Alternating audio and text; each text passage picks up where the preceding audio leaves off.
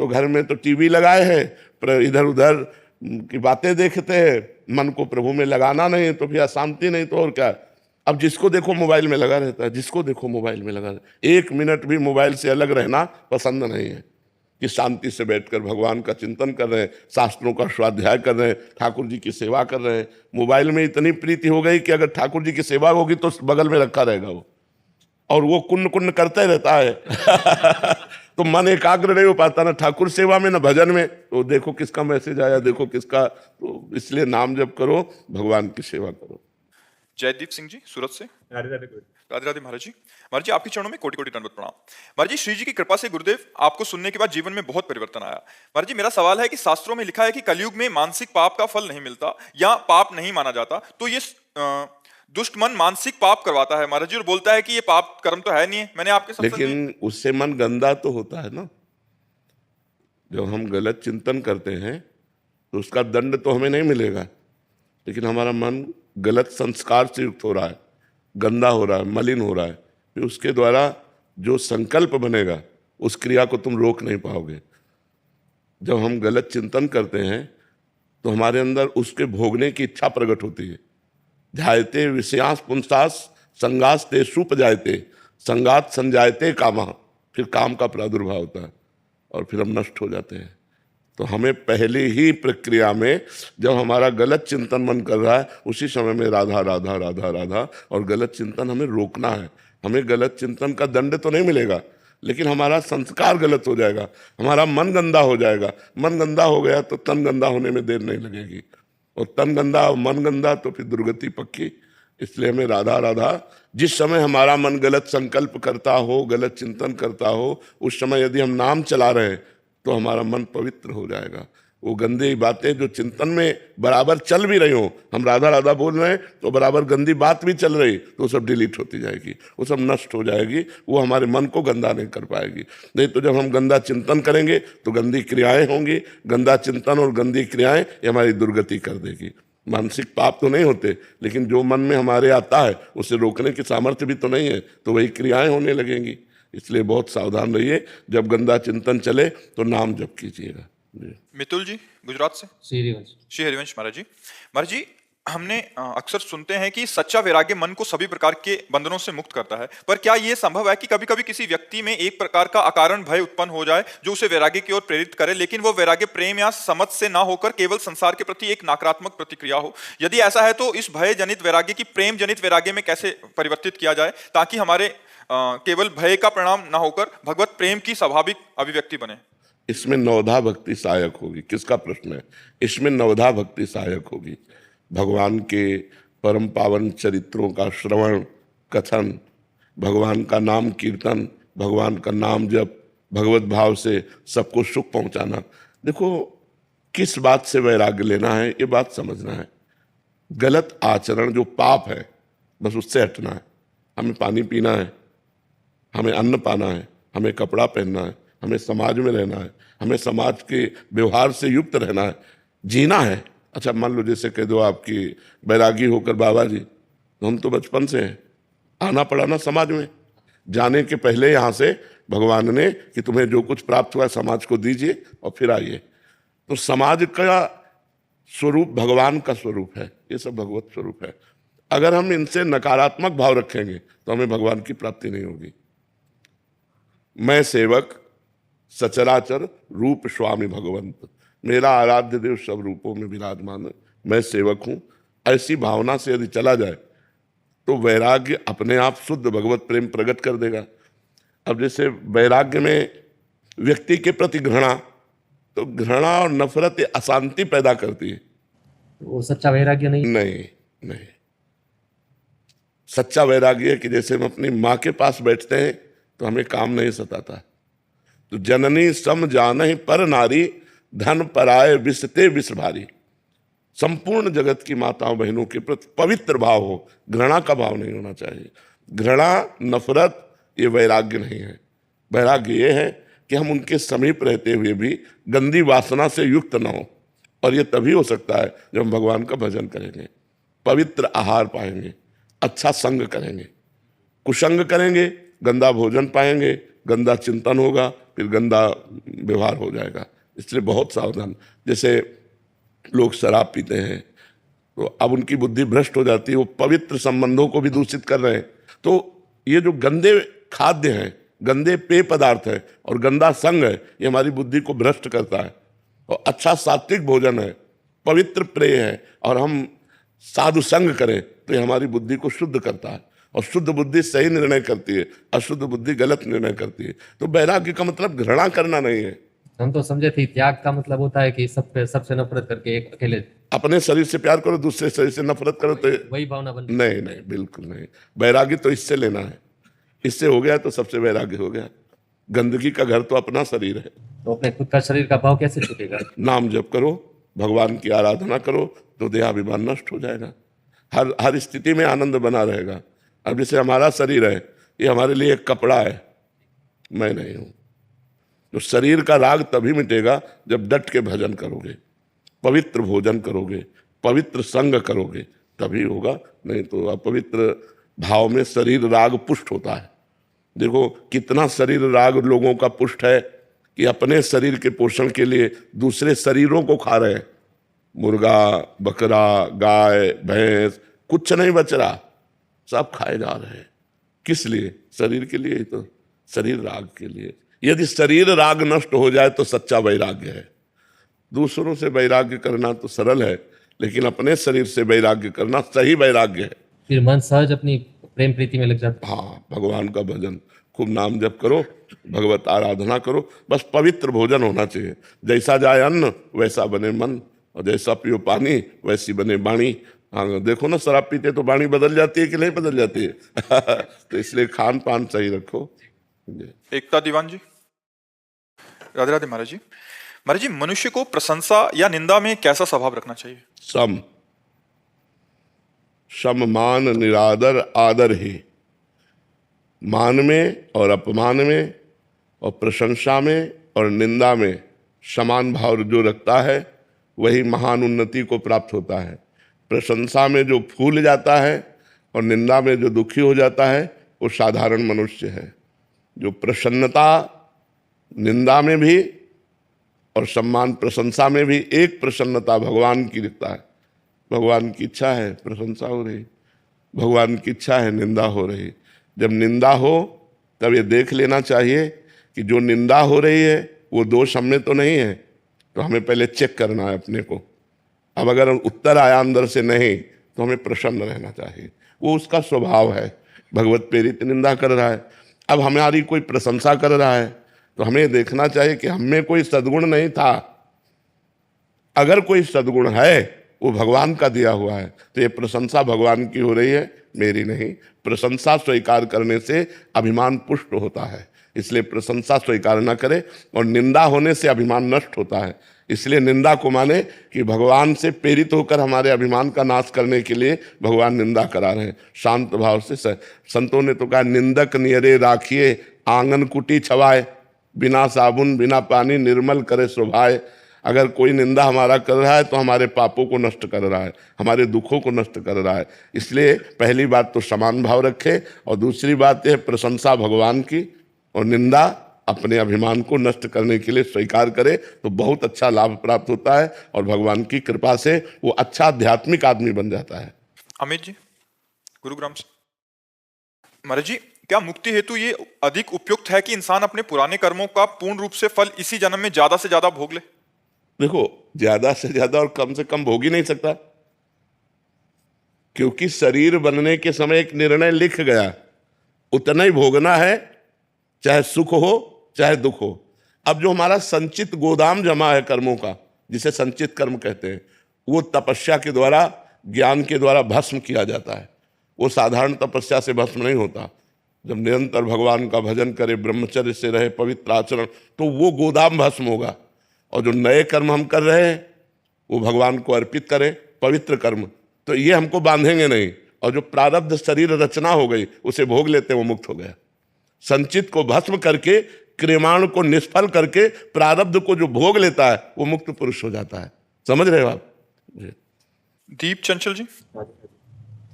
राधे राधे महाराज जी। महाराज जी, एक भक्त कैसे समझे कि कहाँ भगवान की इच्छा और कहाँ उसका कर्तव्य, दोनों में संतुलन कैसे बनाए? तस्मात् शास्त्रम प्रमाणम ते कार्याकार्यो व्यवस्थित हो।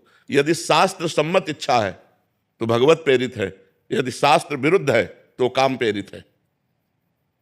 अर्जुन जी ने भगवान से पूछा कि ना चाहते हुए भी ऐसा लगता है कोई हमारे ऊपर बैठकर हमसे पाप कर्म करा देता है, तो भगवान ने कहा कामेश क्रोधेश रजोगुण समुद्भवा, ये रजोगुण से प्रकट हुआ काम और क्रोध यही हिंसा और पाप करवाता है।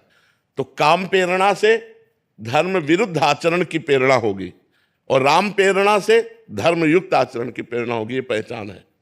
अगर धर्म के विरुद्ध कोई बात है तो काम अंदर बैठा हुआ काम रूपी शत्रु वो हमसे पाप कराना चाहता है, और धर्मयुक्त है तो भगवान से प्रेरित है। ये बात देखना चाहिए। अब जैसे दूसरी माई बहन की तरफ गंदी दृष्टि, गंदी क्रिया, गंदी भावना, ये सब काम के अंतर्गत है। काम कामना वासना ये पाप कर्म करा रही है। इसे हम नहीं कह सकते कि भगवान के द्वारा प्रेरित है। और दूसरों का उपकार करना, खूब नाम जप करना, ये अच्छे अच्छे आचरण होना, ये भगवान की प्रेरणा से होते हैं। ये बात समझना है। लक्षिता खंडेलवाल जी। राधे राधे महाराज। राधे राधे महाराज जी। महाराज जी, क्या एक भक्त का बहुत भक्ति में लीन होना उसकी पढ़ाई में रुकावट हो सकता है? कभी कभी पढ़ाई ऐसा हो ही नहीं सकता कि एक विद्यार्थी बहुत भक्ति में लीन हो जाए उसकी पढ़ाई रुक जाए, ऐसा नहीं है। क्योंकि पढ़ाई भी तो भक्ति है। जैसे एक किसान आदमी भक्ति करता है तो खेती छोड़ थोड़ी देता है, व्यापारी भक्ति करता है तो व्यापार थोड़ी छोड़ देता है। अम्बरीश जी चक्रवर्ती सम्राट थे तो राज्य छोड़ के बाबा जी थोड़ी बन गए, राजा ही तो थे। जनक जी परम ज्ञानी महात्मा है तो राजा ही तो थे। तो अपने कर्तव्य का पालन करना ही तो भक्ति है। तो एक विद्यार्थी के जीवन का विद्या अध्ययन करना ये भक्ति है। नाम जप करे और समय से विद्या अध्ययन करे, विद्या का अपना कार्य पूरा करे, यही तो भक्ति है। भक्ति का मतलब थोड़ी है कि माला लेकर बैठ गए सब छोड़ दिया, नहीं, ये बात नहीं। भक्ति को समझना होगा। एक व्यापारी का व्यापार भक्ति है, एक डॉक्टर का मरीज भक्ति है। जितने मरीज आए उनको भगवान की भावना से सेवा करो। अपने अपने पद, अपने अपने कर्तव्य रूपी पूजा से भगवान को रिझाओ और नाम जप करो, कोई परेशानी नहीं। ऐसा तो नहीं है कि भक्ति में लीन होकर कर्तव्य कर्म छूट जाते हो। अगर वो छूट जाते तो हम तो बचपन से लगे हैं, जो प्रश्न करते हो उसका उत्तर दे रहे हैं, यार तुम्हारे बीच में बैठे हैं, तो क्या भक्ति में लीन नहीं हुए? क्या पूरा जीवन उसी में चला गया? तो ये बात समझना, किसी को ऐसा लगता हो कि भक्ति करने से सब कुछ छूट जाता है, वो गलत छूट जाता है। सही सब होता रहता है। नहीं तो देखो, अम्बरीश जी महान भागवत चक्रवर्ती सम्राट थे, जनक जी परम ज्ञानी राजा थे। तो ऐसा नहीं है, अपने अपने कर्तव्य कर्म को। तो एक विद्यार्थी को चाहिए कि भगवान की भक्ति मानकर विद्या अध्ययन करे और नाम जप करे, गंदे आचरणों से बचे। भक्ति का मतलब गंदे आचरणों का त्याग करना। जिसे तुम समझते हो ये पाप है, वो आचरण मत करो। अगर वो आचरण करोगे तो फिर भक्ति नहीं रहेगी। महाराज जी, काफी जने कभी कभी ऐसे आते हैं कि वो सब मतलब घर के सारे काम छोड़ दिए और केवल भक्ति में लग गए। महाराज जी, ऐसा कह रहे हैं कि हमारे बच्चे ऐसा कर रहे हैं, तो महाराज जी ये गलत है, ये गलत है। कभी हमने उपदेश ऐसा नहीं दिया, कहीं भगवान ने उपदेश ऐसा नहीं दिया। अर्जुन जी कह रहे हैं मैं युद्ध नहीं करूंगा, भजन करूंगा जाके सन्यासी बन के, तो भगवान मना कर रहे हैं, कह रहे युद्ध करो। अपने कर्म को करने का आदेश दिया गया। ऐसा थोड़ी कि आप कर्म छोड़ करके माला लेके बैठ जाना, ये सब ये प्रमाद है, ये गलत है। जिसका जो कर्तव्य है वो कर्तव्य कर्म करते हुए भजन करो। किसान हो, एक फावड़ा मारो, राम बोलो, राधा बोलो, शिव बोलो, हरि बोलो, राम राम राधा राधा, देखो तुम्हारी भक्ति कितनी बढ़िया बनती। व्यापारी है, ग्राहक आ गया, उसे भगवत भाव से उचित मूल्य बेच करके जो आपको उचित लाभ मिले उतना, और अच्छी वस्तु बेच करके और खाली समय में नाम जप करो, तुमसे बढ़िया भगत कौन हो सकता है? हर सबको समय है भजन करने का। अब कोई प्रमादवश बोले कि भाई हमको 8 घंटे ड्यूटी कर, तो 8 घंटे ड्यूटी बराबर कोई नहीं करता। हम माना 1 घंटा आप कंप्यूटर चला, फिर इसके बाद नाम जप करो, बीच बीच में राधा राधा बोल लो, धर्मयुक्त कार्य करो, हो गई भक्ति। भक्ति का मतलब ये जो काम छोड़कर भक्ति करना चाहते हैं, काम चोर है, ये भक्त नहीं है। बड़े बड़े संतों को देखो, पूरे विश्व कल्याण के लिए क्या क्या करते रहते हैं। आप तो अपने परिवार का पोषण नहीं कर पा रहे हो, लाखों लोगों का पोषण कर रहे हैं, तो भक्तों को देखो कितनी बड़ी सेवा मिली हुई है। तो ये अपने कर्तव्यों का त्याग करना भक्ति नहीं है, कर्तव्य कर्म को करते हुए भजन करना भक्ति है। हमारे जो एकदम ऐसा कह रहे कि ऐसा वैराग्य चढ़ जाता है कि वो कुछ सब नाम में लग गए। हम तो बचपन से बैरागी हैं, फिर हमको तो मतलब कहीं गुफा में घुस जाना चाहिए था। ऐसा नहीं है। हाँ, मन उदास हो जाता है संसार के भोगों से, और धर्मयुक्त भजन करते रुचि नहीं रहती, संसार में रुचि नहीं रहती, पर कर्तव्य कर्म का पालन होता है।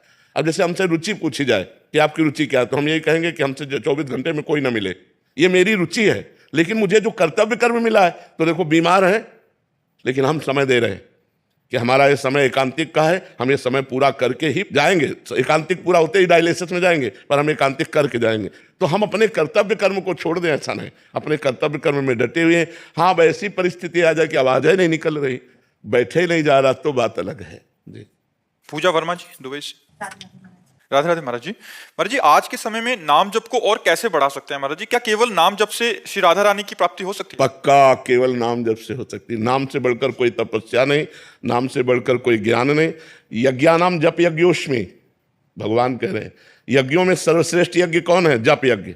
राधा राधा राधा, कृष्ण कृष्ण कृष्ण, राम राम राम। भगवान कलयुग केवल नाम आधारा, सुमिर सुमिर नर उतरहि पारा। हरेर नामयु हरेर नामयु हरेर नामयु केवलम कलौ नास्तेव नास्तेव नास्तेव गति अन्यथा। कलयुग में भगवत प्राप्ति का और कोई उपाय सहज नहीं है, जितना नाम है नाम है नाम है। खूब नाम जप करो, इसी से भगवत प्राप्ति होगी। पर नाम जप का सहज अभ्यास डालने के लिए जिह्वा से हमें नाम जप करना पड़ेगा, मन से नहीं। मन तो पवित्र होगा तब पकड़ेगा नाम का जप, लेकिन जिह्वा से हम ले सकते हैं। जैसे अब ओठ बंद है, देखिए अंदर अंदर हम जिह्वा चलाकर नाम जप कर रहे हैं। तो जैसे जिसका मन पवित्र है और मन से भजन हो रहा है, कोई बाहरी लक्षण नहीं, अंदर ही अंदर चल रहा है। पर वो आप लोगों 2-4 बार तो चलाओगे, फिर वो भाग जाएगा संसार में। तो अपने को चाहिए कि जिह्वा के अग्रभाग से हम नाम का उच्चारण करते हुए, उपांशु जप इसे कहते हैं, ऐसे जिह्वा से उच्चारण करते रहे तो मन अगर भाग भी गया तो नाम चल रहा है। धीरे धीरे धीरे फिर मानसिक नाम जप होने लगता है। जब मानसिक जप होता है तब विशेष आनंद की अनुभूति होती है। मनीष जी, जोधपुर से। श्री हरिवंश महाराज। श्री हरिवंश महाराज जी। महाराज जी, मैं पूछना चाहता हूँ कि संपूर्ण ब्रह्मांड में ईश्वर एक ही है, हम अलग अलग रूपों में उनकी पूजा होती है महाराज जी। हमारे मन में विचार आता है कि हम किस भगवान की पूजा करें। जैसे सावन में शिव भगवान की कर ली, नवरात्रि में दुर्गा जी की, जन्माष्टमी में कृष्ण जी की, जिससे हमारा महाराज जी मन भटकता रहता है कि मैं कहाँ जाऊं, मतलब इसका मार्ग आगे का सही मार्ग क्या होगा? प्रारंभिक आराधना तो सबकी ऐसी ही रहती है। कभी हनुमान चालीसा पढ़ ली, कभी शिव चालीसा पढ़ ली, कभी रामायण पढ़ लिया, कभी भागवत पढ़ लिया, कभी रुद्राभिषेक शिव अभिषेक कर लिया, कभी देवी की पूजा। प्रारंभिक सबकी आराधना यही रहती है। आगे चलकर जो भक्ति रंग लाती है तो फिर प्रेम प्रकट होता है। और प्रेम गलियति सांकरी तामे दो न समाए। फिर प्रेम में एक से प्रेम होता है, प्रेम एक से होता है। फिर वो राम कृष्ण हरि जो नाम रूप पकड़ ले, फिर उसी में प्रेम कर ले। एक से प्रेम होता है। आराधना अनेक से प्रारंभ होती है और स्थिति एक में आती है, फिर बात तभी बनती है। अब जैसे रामकृष्ण परमहंस जी केवल काली माँ में आ सकते थे, केवल माँ माँ माँ, तो वही परमात्मा माँ बना है, वही परमात्मा पिता बना है, वही राम है, वही कृष्ण है, वही हरि है, वही दुर्गा है, वही राधा है, वही सब कुछ बना हुआ है। तो प्रारंभिक आराधना जैसे आप कर रहे हैं ऐसी ही सब लोग करते हैं। आगे चलकर जब आराधना का रंग आता है तब फिर वो एक हो जाता है, फिर एक परमात्मा में प्रेम हो जाता है। तो अभी जब तक प्रेम का प्रादुर्भाव ना हो तब तक सबको ऐसी आराधना करनी चाहिए। गणेश चतुर्थी को गणेश जी की पूजा, 9 दुर्गों में देवी जी की पूजा, तो जो जैसे अपने सनातन धर्म में आ रहा है होता हुआ सबको ही ऐसा करता है, करना चाहिए। लेकिन जब उपासना का रंग चढ़ता है फिर वहाँ रसना कटो जो अन्न रटो, निरख अन्न फुटो नयन, श्रवण फुटो जो अन्न सुनो, श्री राधा जसवैन। वो केवल अपने प्रेम में उन्मत्त रहता है। उसमें जित देखूं तित श्याममयी है। उद्धव जी ज्ञान समझाने गए गोपिकाओं को, गोपिकाओं ने कहा ये ब्रह्म ज्ञान अपने पास रखो, हमारा ब्रह्म हमारे नेत्रों में समाया हुआ है, हमारे हृदय में समाया हुआ है, कण कण में जित देखूं तित श्याममयी है। तो ये फिर प्रेम की बात आती है। समझ पा रहे हैं आप? नेहा जी, यूएसए से। राधे राधे। राधे राधे महाराज जी। महाराज जी, ये प्रश्न काफ़ी सारे माँ बाप का है कि जैसे कोई माँ बाप महाराज जी विदेश चले गए, वहाँ विदेश में फिर उनके बच्चे वहाँ जन्म लिए, फिर बच्चे बड़े होते हैं तो एक समय जाके केवल बच्चों के लिए माँ बाप ही रह जाते हैं, क्योंकि यहाँ जो पैदा हो रहा है तो उसके चाचा ताऊ रिश्तेदारी होती है, वहाँ वो अकेले रह जाते हैं। तो कह रहे हैं कि ऐसे में आगे चल के उनके लिए अकेलापन एक बहुत बड़ी समस्या हो जाता है। और मतलब ऐसी मानसिक स्थिति में बच्चों का पालन पोषण कैसे करें जहां उनके लिए केवल माँ बाप ही हैं और कोई संबंध ही नहीं। माँ बाप चले गए तो फिर और कौन संबंध? और क्योंकि महाराज जी पीछे किसी से संबंध नहीं रहा और किसी से परिचय नहीं है, यहाँ तो जैसे गाँव ऊपर वाले से संबंध। हमारे तो एक ही सब उत्तर है, भगवान। अगर भगवान से हमारा संबंध है तो विदेश में भी हमारे मित्र मिल जाएंगे, विदेश में भी परिवार से अधिक प्यार करने वाले मिल जाएंगे, और भगवान विदेश में भी हमको चंगा रखेंगे। अगर हम भगवान से संबंध रखें तो सब व्यवस्था कर देंगे। आप पक्का समझो, भगवान के लिए देश विदेश थोड़ी है। सकल भूमि गोपाल की, जितना ब्रह्मांड है वो तो सब भगवान का ही है। तो अगर आप भगवान का भजन करेंगे, भगवान से प्यार करेंगे, तो आपको ऐसे पड़ोसी मिल जाएंगे जो आपके परिवार से ज्यादा आपको प्यार करेंगे। आपके ऐसे मित्र मिल जाएंगे जो आपको संतुष्ट कर देंगे। ये भाव नहीं रह पाएगा कि मैं अकेला हूं विदेश में। भगवान मिला देंगे, ऐसे ऐसे ऐसे मिला देते हैं। तो हमें लगता है भगवान का ही आश्रय लिया जाए और भगवान से ही प्रेम किया जाए, वही संविधान बना देंगे। नहीं तो गाँव में घर में रहते हुए भी परिवार से दुश्मनी हो जाती है, नहीं हो जाती है।